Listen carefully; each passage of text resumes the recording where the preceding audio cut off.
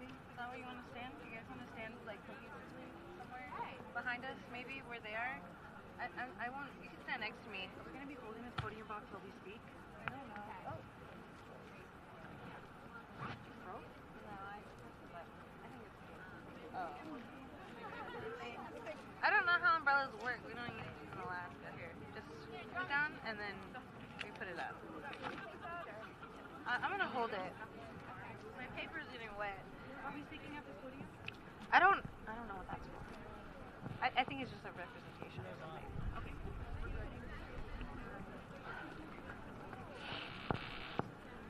Hello, can you hear me? Yeah, Lotak, Pagligipsi. My name is Lynette. I use she, her pronouns, and I'm from Unalaska. Today I will be your MC host. Welcome. Thank you all for coming. Before we start, we would like to give a land acknowledgement and prayer.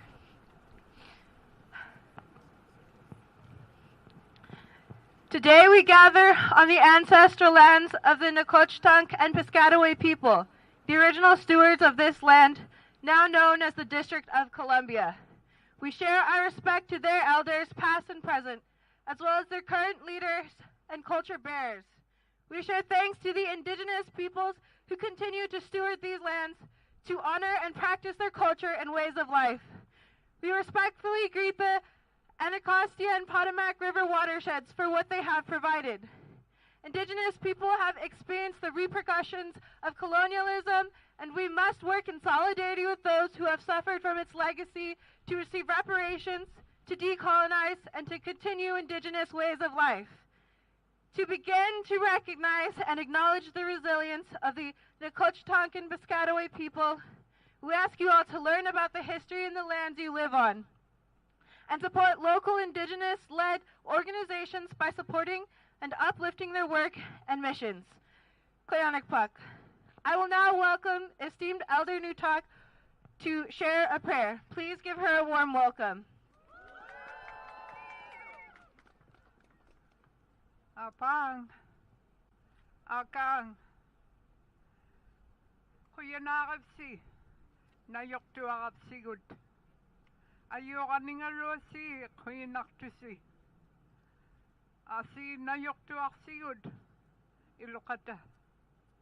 Nuna, suli sila, suli meklektiwood, munakaliwi, kuyanakaniakatin.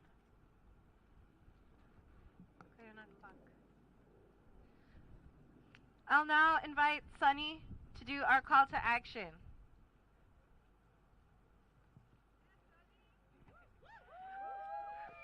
Paglagipsi uvungar hruna, apaga Ray Buster Kivgok, akaga Maria Kivgok. My family is from Utqiagvik, Alaska. I work with Sovereign Inupiat for Living Arctic. I want to thank you all here for gathering with us today. Today, I just got an update that over all platforms, we have over 4 million signatures to stop the Willow Project. So I want to say a big thank you to everyone who has done this. I started the large change.org petition 2 years ago before I even really got into this work. So this Willow Project has been a huge passion of mine for a long time now, but 2 years ago I started that change.org petition, and I never expected it to grow to as big as it is right now. So I appreciate you all for joining today, and if you haven't signed it yet, just go to change.org/stopwillow. And then there's also protect.arctic and stopwillow.org to sign those petitions as well. Call your representatives, let them know that as a United States citizen and as a community member, as a human being, that you do not support the Willow Master Development Plan. Kuyanakpak, thank you. Thank you, Sunny. It's a little wet out here. Let me change my page.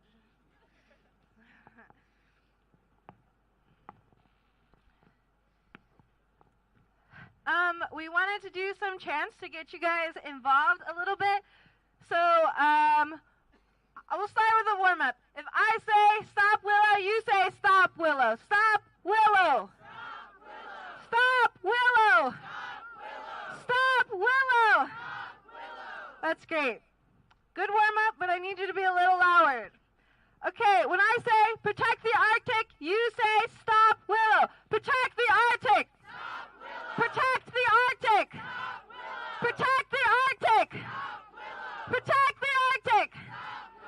Okay, one more, as loud as you can. Protect the Arctic. Ooh, thank you. Okay, good work, everyone. So today we have 6 Inupiat speakers who have come here from all over the Arctic Circle to share parts of their hearts through story sharing, experiences, and Indigenous knowledge. Please listen with your hearts and minds, be respectful, and recognize the resilience, strength, and knowledge being shared here today by our Inupiat speakers. It's an honor to welcome our first speaker, the Executive Director of Sovereign Inupiat for a Living Arctic, Sikinik. No, I'm okay. Bagalgifsi, everyone. Welcome. I'm so moved to see everyone here and flying from such a long way. We have elders, youth, and those in between that are demanding a just transition.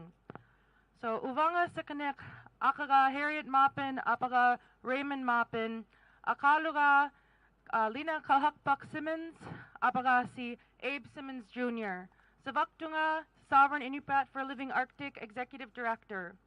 My name is Sikinik Mappin.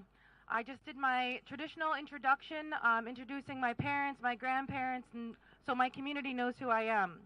My mother is Harriet Mappin, my father is Raymond Mappin.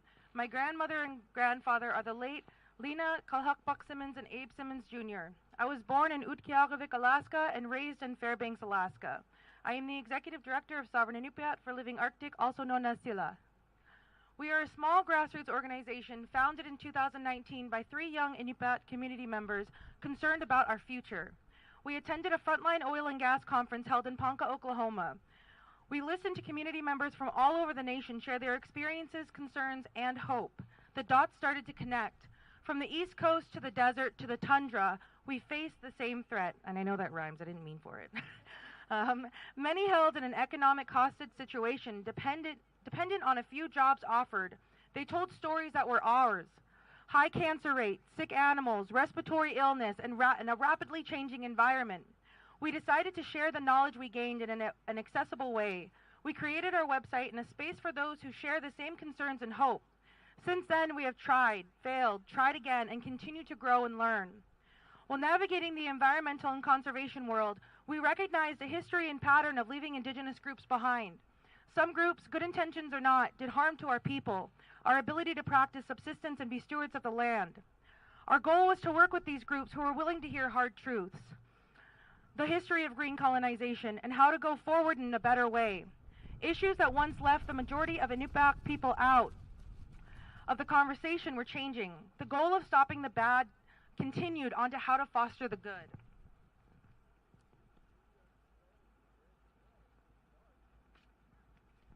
We do not represent all Inupiat people, not even the majority. We represent a small but mighty group who speak from their heart, experience, and Inupiat perspective. From urban Inupiat like myself to elders living in our communities, we are guided by our board members, principles, and Inupiat values. We do this work with love for our people, love for the land that sustains us and all it has to offer. I want to take my director hat off and speak from my personal experience and perspective.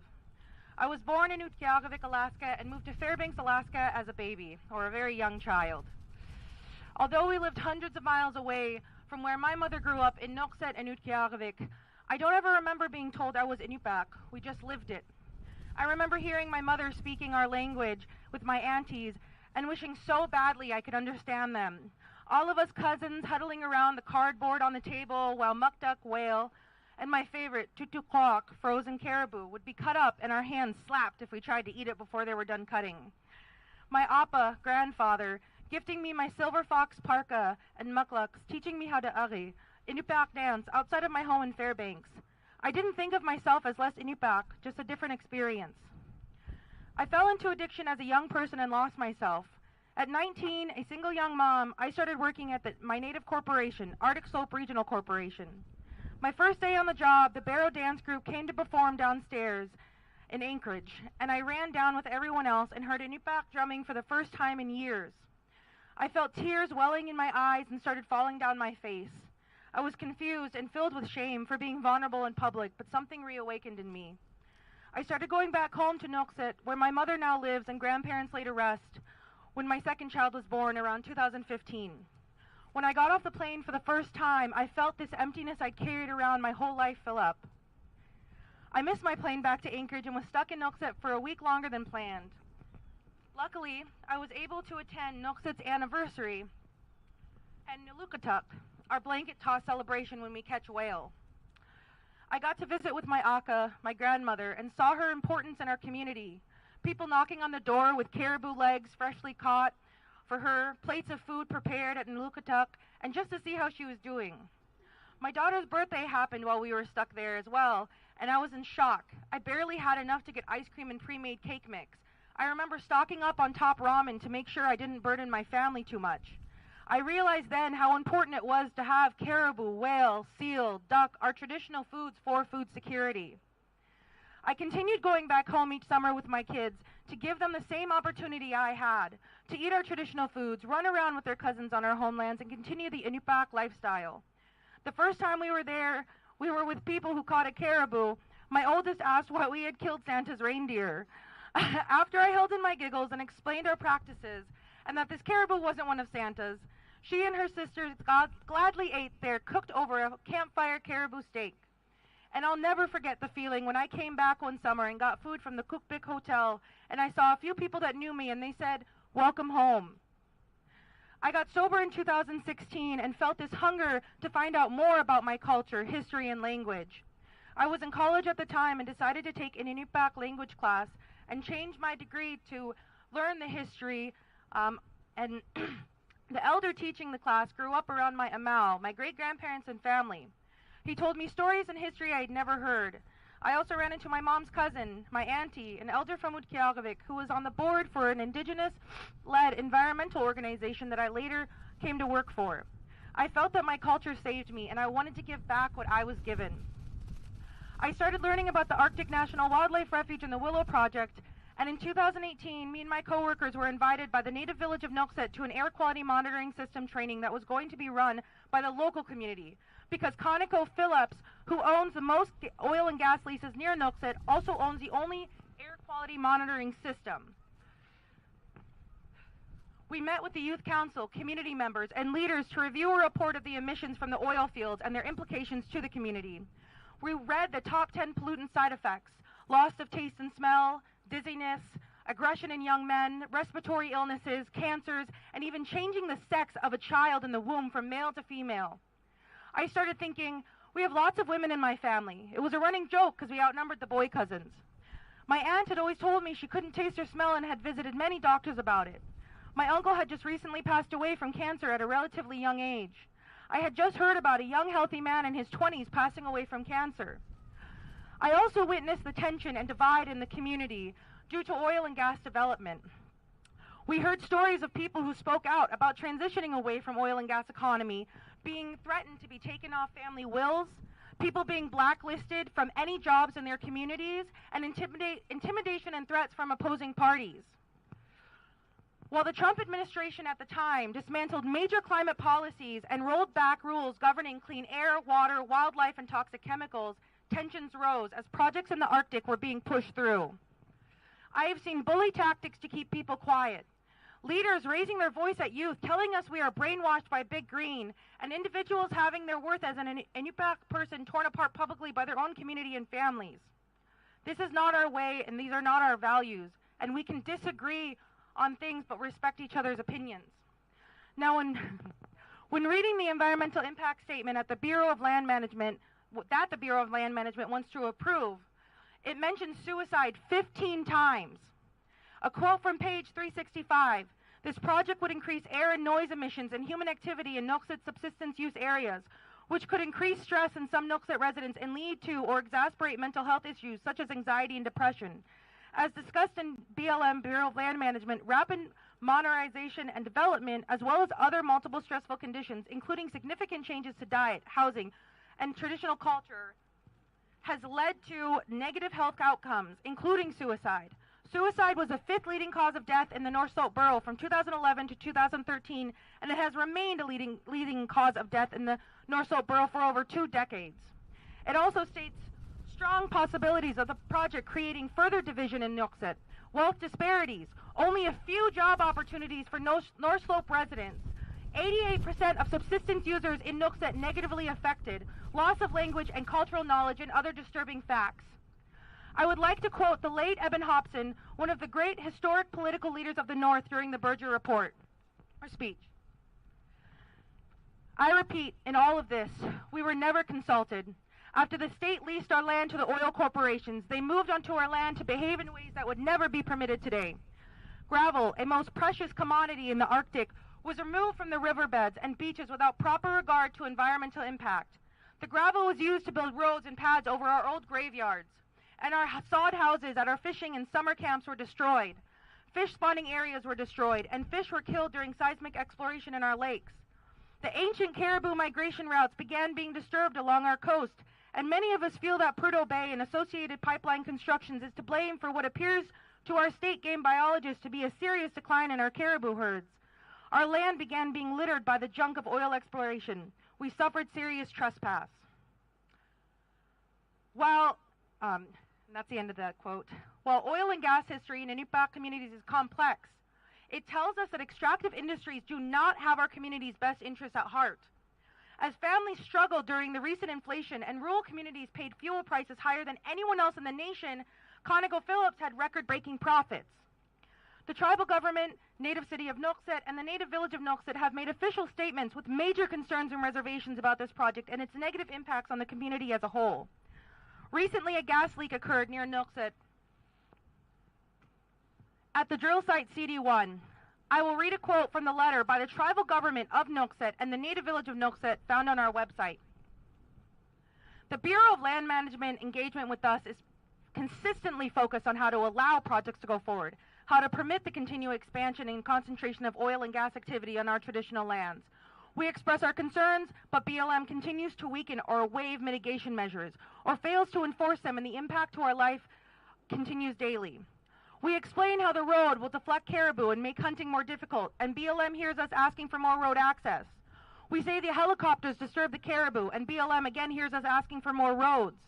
We explain our distress about the air quality from routine activities, and we are confronted with accidents like the Repsol blowout and CD1. We point out that it is becoming harder for us to harvest subsistence food, and the BLM responds with more research and monitoring, but continued activity. We speak of the significance of our traditional culture, and BLM schedules meetings during whaling season. We emphasize the importance of our life, health, and safety, and we watch as ConocoPhillips employees are evacuated from CD1. We express concerns about our lack of access to information about the CD1 accident and our fundamental responsibility to protect the people of our village, and we are accused of causing panic and alarm during the blowout.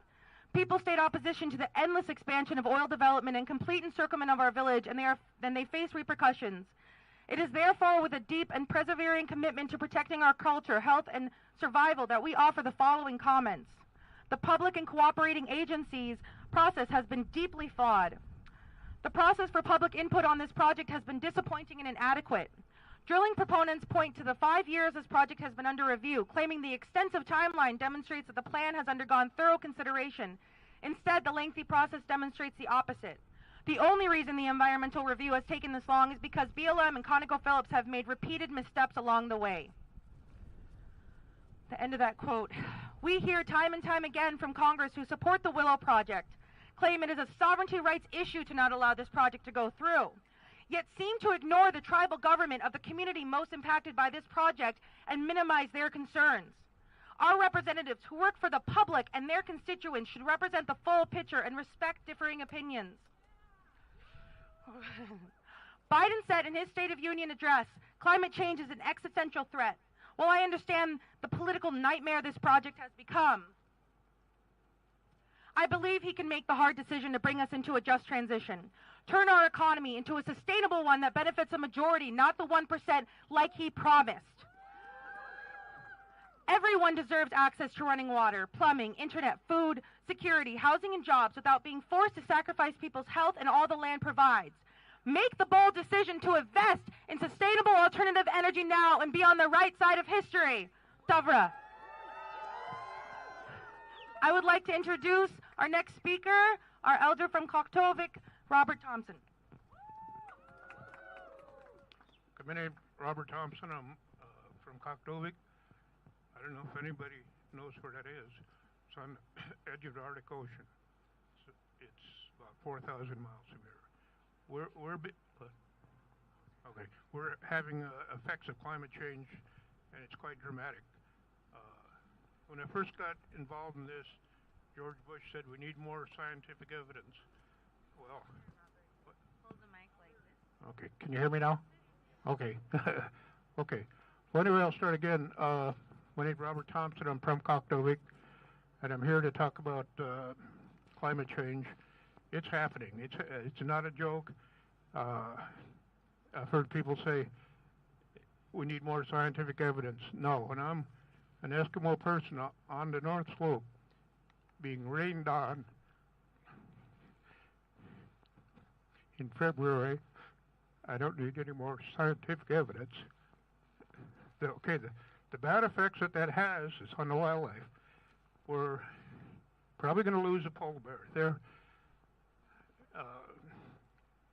They think they'll be extinct by 2050. What's happening, the Arctic Ocean is opening, and it's a habitat for the polar bears, and when it breaks up, they have to come ashore. A lot of them don't make it.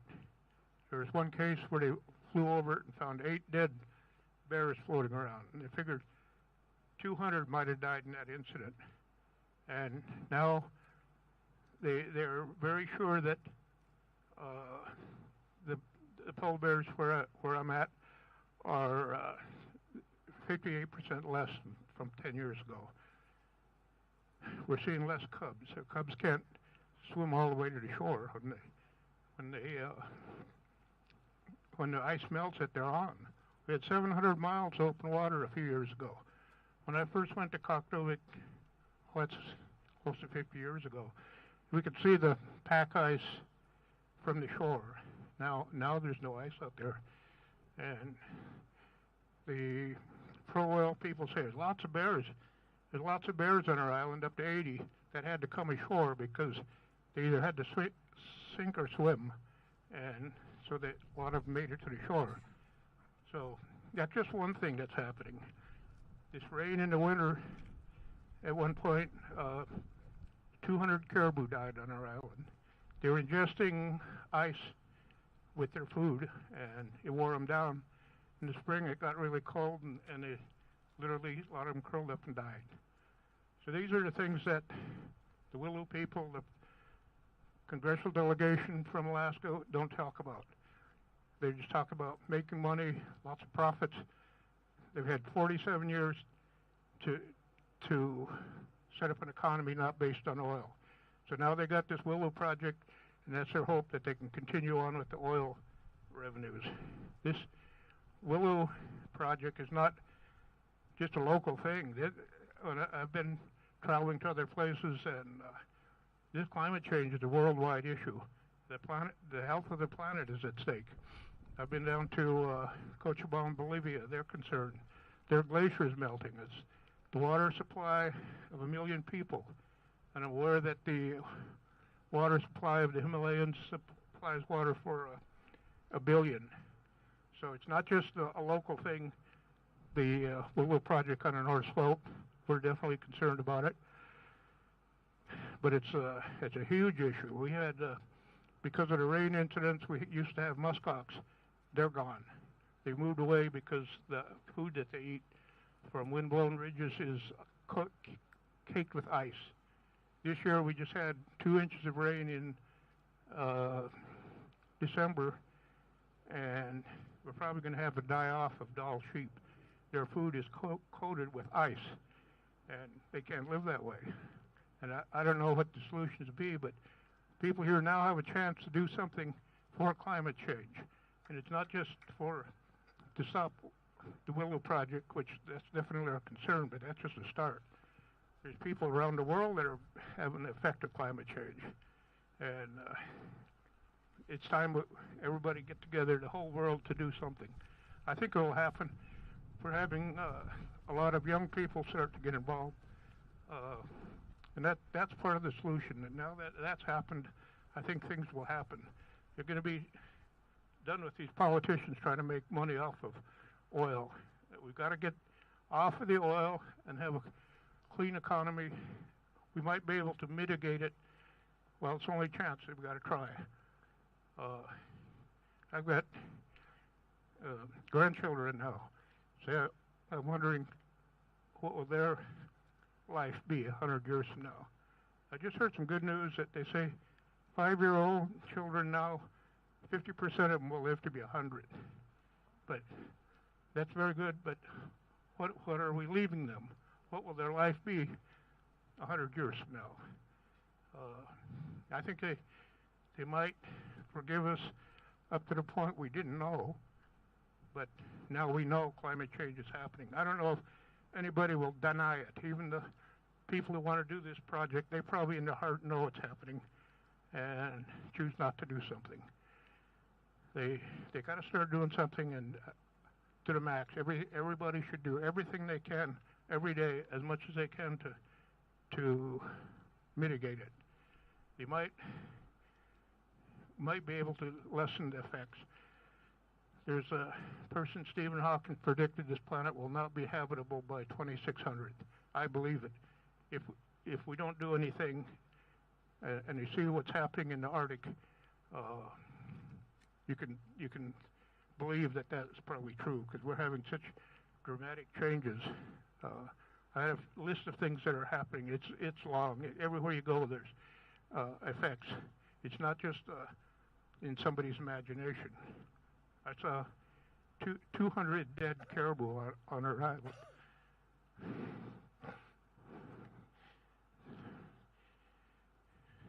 That's real sad for me. It's their food. It's going away. But everybody's got effects. I don't know what effects are here. You know, today they might say, well, climate change is cold. It might not be happening, but it is happening. In Alaska, we've got effects on the wildlife because of the insects. The caribou are being infested with parasites because the parasites have more time to work on them. We've had spruce bark beetle kill trees where there's big areas that are dead trees that are now burning, and in summer there's smoke everywhere. It's all tied into climate. Everything that's adverse. I don't see any good, positive effects of climate change. So I think everybody can relate to that and try to find out what's good about it. I don't think there's a whole lot that's very good. So my hope that everybody will just jump in and do all they can. I know there doesn't seem to be too many people here today, but you all go tell people and hope they'll write about it and make sure that that something is done. In Alaska, at the AFN, the youth delegation had a resolution passed to address climate change. And that's sort of like Greta Thunberg. She's doing something. She's got a lot of followers. And I think all together we can work on it and have some positive things done. We can't just let it happen. The consequences are just too much. So.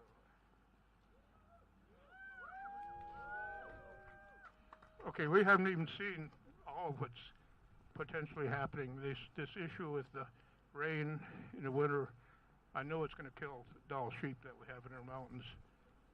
They got to have food, and it's got several inches of ice over it. So, and another thing that's happened, so that's what I'm trying to say, it's not just a local thing in Willow. The whole Yukon River in Alaska is shut down from fishing. People have fished on that river for thousands of years, but now the spawn is not viable. The water's too warm.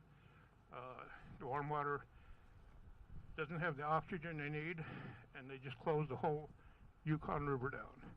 So we got that happening, and our animals dying. The polar bear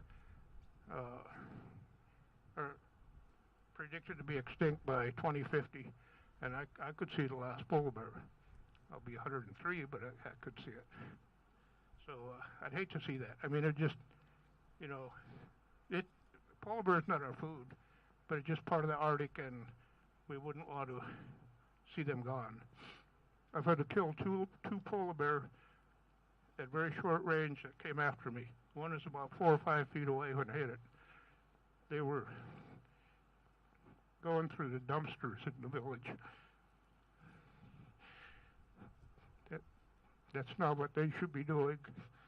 They should be out on the ocean getting their food like they have for the last million years.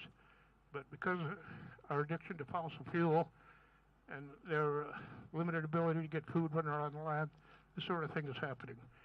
And I don't know what goes on here, but I'm sure there's things in this area that are probably climate change related, and we can make the transition. The technology is there. I see there's some progress in electric vehicles. Where I live, they did a study. Wind is very viable. Wind can take the place of electricity generated by diesel. So there are solutions, and I think we just all got to just get after our politicians, and if they won't do it, fire them and get different ones that will. So yeah, it's too big of a problem just to ignore and think it'll get better. It's not going to get better. I've been involved in this issue for about 20 years, and it just gets more and more and more things that extractive industry wants to do that's adversely affecting us. And there's options. I mean, this Willow project, this is a chance for our president to make good on his campaign promises to not open any new federal areas. So, and I don't think he'd get any argument from Democrats, because that's kind of their agenda, Green New Deal and all that. It's a very serious issue, and they've got some solutions. So we got to encourage them, not encourage them, make sure that if they don't get reelected. We need to come up with a definite plan and address the problem that every one of us on this planet is affected. So thank you for coming. Appreciate it.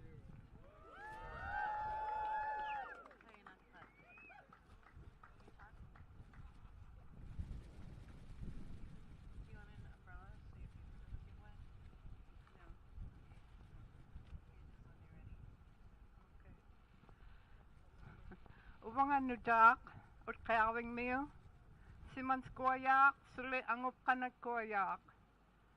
My name is Nudak, Doreen Simmons. I'm from Utkalvik, formerly known as Barrow, but we have retrieved our Inupiaq name of our village. I'm from the Simmons and the Angupkana family. Samuel Simmons and Martha are my parents, and Abe Simmons and Mamie Simmons are my grandparents, as well as Eli and Nita Angupkana. I thank the original tribes of this land, the Piscataway. Forgive me if I mispronounce the names. The Piscataway, the Pamunkey, Nantego, the Mataponai, Chickahominy, the Monacan, and the Powhatan. I come here in memory of my Inupiat ancestors who have moved on and those who are to come. Uwangali, Kingunivud, Pisigivluid, Kairunga. My father, the late Reverend Samuel Simmons, always took the whole family, all 10 at the time, to Alaktuk, that's close to Willow, what we are talking about. He would take us camping and hunting for caribou, for ducks, for fish. And after 2 weeks, he would take the whole family back home and then do some serious hunting with the boys and with me along, because I would beg him to let me come because I love to camp. And this way, he would fill the boat that he had made when he found out that reverends could go on vacation, and he would take the whole family east of Barrow, over the coast, and up a river, and go to Alakdak. That was our camping area for many summers. And then when he took the boys and me along, we would come back with enough caribou and fish and birds to feed the whole family for the year. And he had to do this because as a minister, he didn't make enough money to go to the store and buy food. He needed to hunt. And Alakdak and many other camps need to be protected from oil development. As we have heard from Robert, what is happening to the animals. They are dying out because they cannot, their hoofs cannot hit through the ice to get to the food that they need. There are no instances that I know of any oil drilling that has not affected the land, especially touches poor communities and communities where Native people and other people of color live. I grew up in the 50s where I saw the water so clean we could dip our cups in the river and drink from it as we were traveling. After seeing 60 years of drilling in the Arctic, especially at the village of Nuiqsut, where I lived and worked in 2010 for 2 years, I do not see that happening today. The land is becoming sick. In the village, I see sickness in the community. During the 2 years that I lived there, 2 children, one a 4-year-old and one a baby, not yet a year old. They got the sickness. They had cancer in their bones, leukemia. In a village, not even 500 people in the village. That's a big percentage for such a small village. When I was growing up in the 50s, in the northernmost point of Alaska, Utqiagvik, we had no deaths in the community for years, until an elder passed away. And you know it's different today.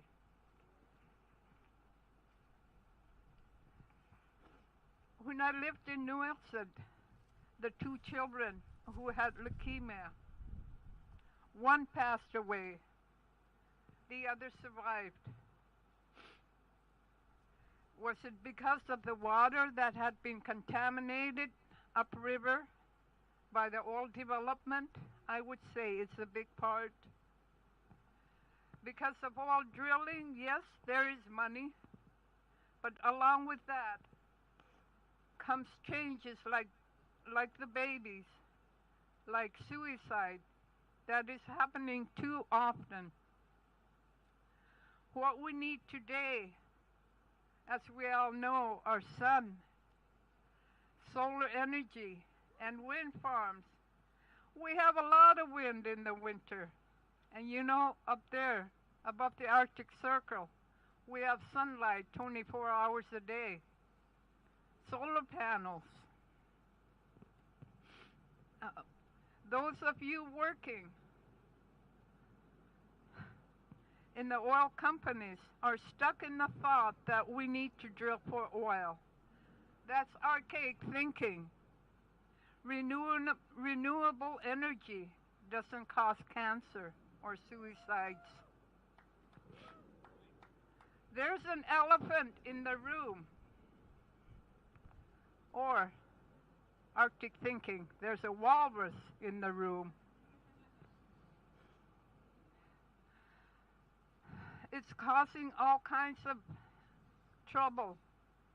But nobody's trying not to notice, because who wants to fix it? So the mode of operation is to ignore it, and maybe it'll go away and continue doing what we have been doing, what we know how to do. We all know that's not going to fix the problem. And the problem is homelessness, suicide, loss of hunting areas, and more. We may look away, but that doesn't make it go away. The way to fix the problem is to go forward and see the truth. So now I say, I am sad when you want to drill oil on my land, when I know that it will make the animals sick, the animals that my family needs to thrive on. It saddens me when I see parents hurting because their child committed suicide. I hear you say that drilling for oil is the only way for our economy to survive. I know, and I think you know, that oil is not the only way. We have sustainable energy, and that sustainable energy is the sun and the wind. It is always here. Just like Prudhoe Bay oil has come to an end, so will Willow if it starts. The drilling for oil is a roller coaster ride that leads to a dead end. It pains me when you say that more jobs will be created once your oil companies' friends are allowed to drill. But we know that the jobs will go to the outsiders, and the jobs given to the local indigenous will be only temporary jobs. It pains me to know that the health of our people, in the way of joblessness, non-ability to find the caribou and the fish, that our land will suffer by being covered up with oil that leaks out, and I have seen that. And our children will suffer, as always happens when oil is extracted, not only here, but all around the world. And again, people will suffer. We have been through this before. In other countries, activists have been killed. In this country, we may have it better, but not by much, because the way of oil extraction always leads to that dead end. This is not something I grew up with in the 50s. The only death, as I said, was elders who passed on because their job was done. Today, lives are interrupted. Let's find a new way. And it's the old way. That's the way we knew. You may think it's hard to do, but it's doable. Something that is not a quick fix. Let's do renewable energy. Let's do sun and wind. Thank you for your analysis.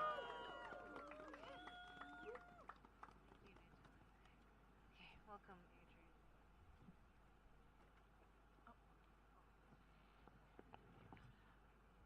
Adrian. I know everybody is starting to get a little antsy. Let's shake around a little bit. One more time. When I say stop Willow, you say stop Willow. Stop Willow. Stop Willow. All right, guys. Thank you all for being here today. Kayana kay plusi mga wanga akaluk. Excuse me. Wanga akaluk nilag me today. Adrian Blatchford ngala sirmiurunga aka nga maktak atata nga Charlie Jr. Ano nga apara Jenny Lee Lu Charlie Senior, Anurapura Makiraklu, Anaktiok. My name is Akaluk, in English, Adrian Blatchford. I'm from Unalakleet, Alaska, which is the southernmost Inupiaq village on the northwest coast, oftentimes referred to as the heart of the Norton Sound or the Arctic Passageway.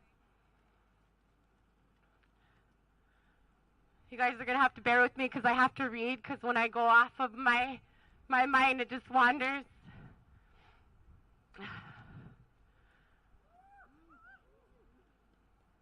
My family lives in Unalakleet, and I return to spend summers gathering and harvesting food with them each year. We practice cultural traditions to ensure that future generations learn responsible stewardship through an Indigenous lens, with hands-on experience.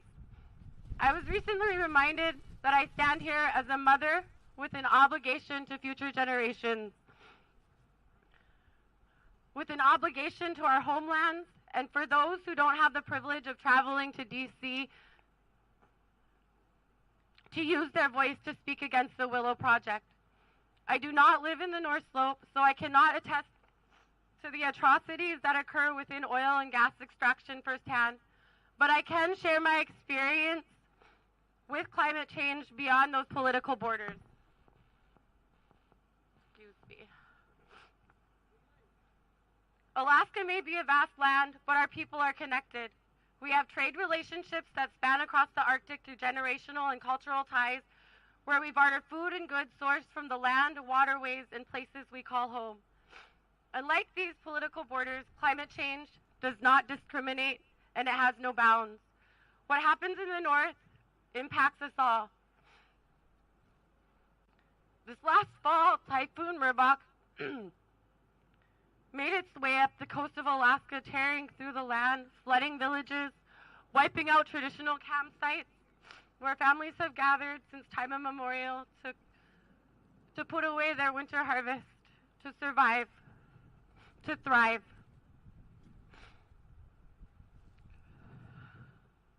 Our way of life, food security, very survival is the land and what it provides.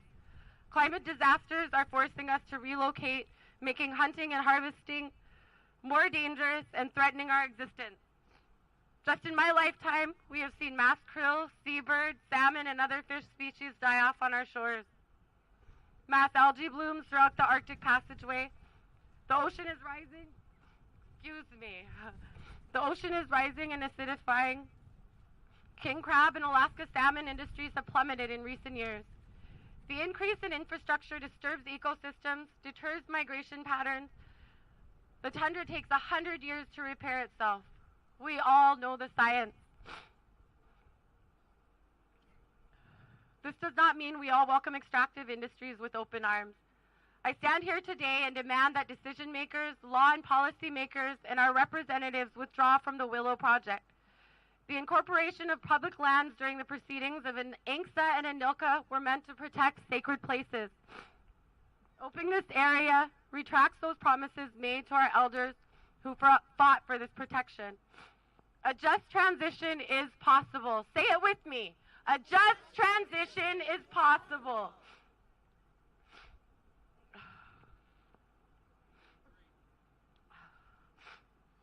Stop funding false climate solutions. Start by investing into real climate solutions. Help invest in local economies supported by locally sourced food and goods. Validate traditional ecological knowledge, and make a seat at the table for tribal entities to hold meaningful government-to-government conversations and consultation. Funding technology and science that utilizes natural energy resources such as solar, wind, and water power. Invest in our future. Stop Willow now. I want to make it short and sweet, but once again, let's say it. Stop Willow! Stop Willow now! Stop Willow now! Stop Willow now! Stop Willow now! Alright guys, I hope that you guys all take these words that have fallen upon your ears and speak truth into them in the places that they'll fall upon. You know, these people that make these decisions. and that you share with your family and your friends and the people around you that it is important to make this just transition, and it is important to use your voice and to speak out against projects like the Willow projects and other things that are going to harm our home and our way of lives and our very survival in this place. And we can all do it together. Kaya nakaipusimanga, thank you all for being here today. I have some. Oh my God. Don't forget tissue! Hey, Nutak and Robert and Adrian, do you guys want to go to a cafe or something and warm up? Sit down? Do you want to go sit down on a bench or something, too? You're okay? Okay, I'm checking in with you all. Okay.